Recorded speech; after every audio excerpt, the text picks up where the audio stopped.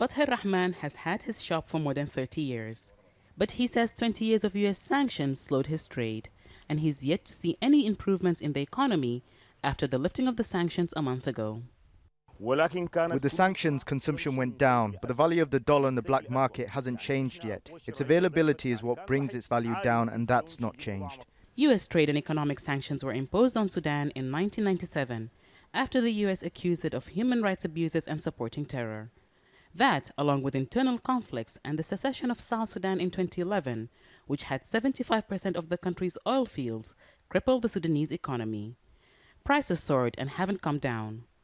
Many shopkeepers say their stocks stay on the shelves longer than they should. There are months when people don't buy. It's not because there is no money. It has to be prioritized on other things, like school fees, for example. For most people, prices remain unaffordable. Sanctions may have been lifted from Sudan, but just like it took time to have an impact on the country's economy, it's taking time for that impact to reverse.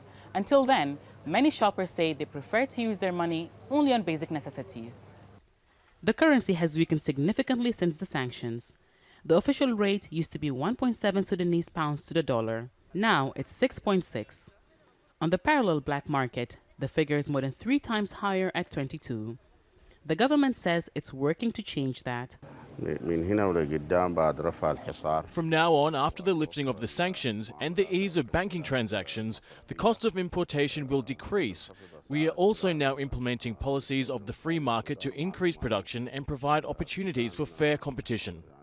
But analysts say more needs to be done to speed up a change in the economy. The government has to attract those outside Sudan to send their money through official channels, and this requires improving the rates for those outside.